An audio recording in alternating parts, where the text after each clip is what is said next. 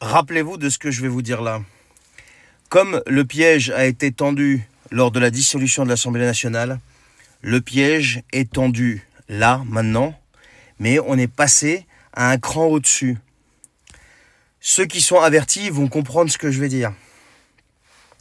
Il a dissous l'Assemblée nationale parce qu'il y avait une assemblée avant qui lui était pas très favorable, mais bon, il arrivait quand même à placer ses 49-3.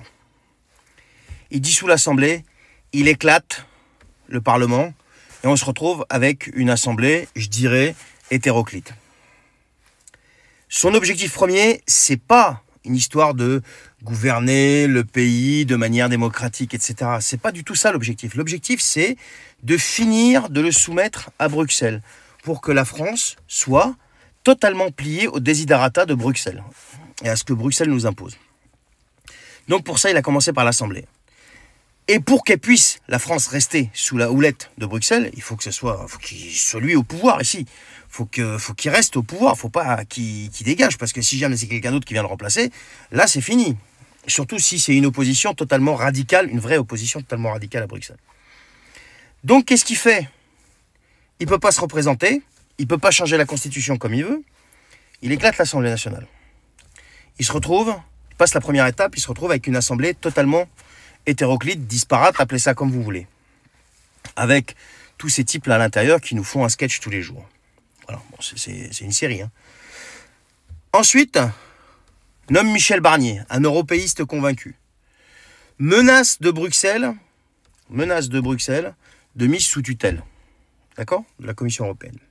Si on ne fait pas de profondes réformes structurelles.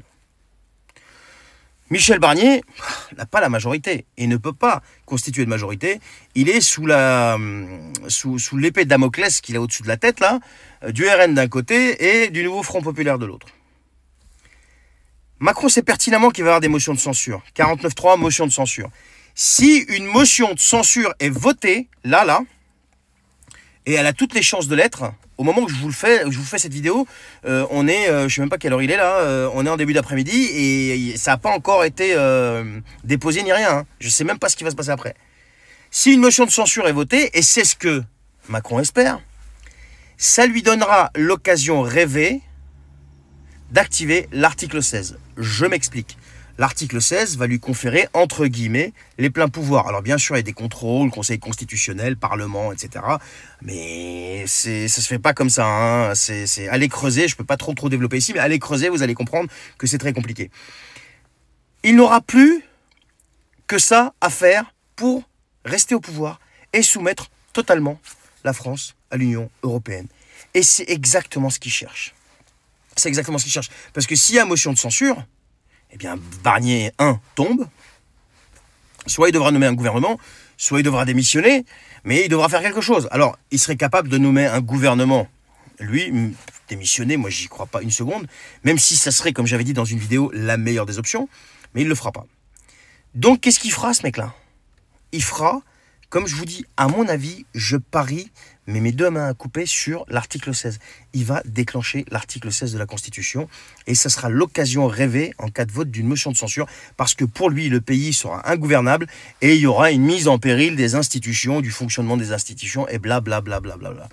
Je vous dis depuis le début, il est seul maître des horloges pour une raison qui est simple, c'est qu'il n'a pas de véritable opposition en masse en face de lui.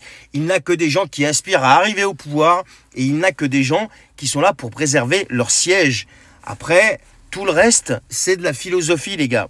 Parce qu'encore une fois, je le dis, je le répète, si tu es totalement opposé à ce mec-là, tu n'acceptes même pas une seule seconde d'aller t'asseoir aux rencontres Saint-Denis 2 fois à sa table. Étant donné tout ce qu'il a fait subir au peuple français, que tu sois de gauche ou de droite, c'est la même chose.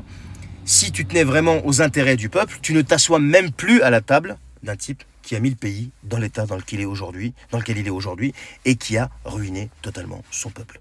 Et pire encore, qui ne cesse tous les jours de le mettre en danger existentiel, le pays et son peuple. Voilà les amis, ce que j'en pense de cette histoire de motion de censure. Désolé, j'ai été un petit peu long. Je vous souhaite une excellente journée.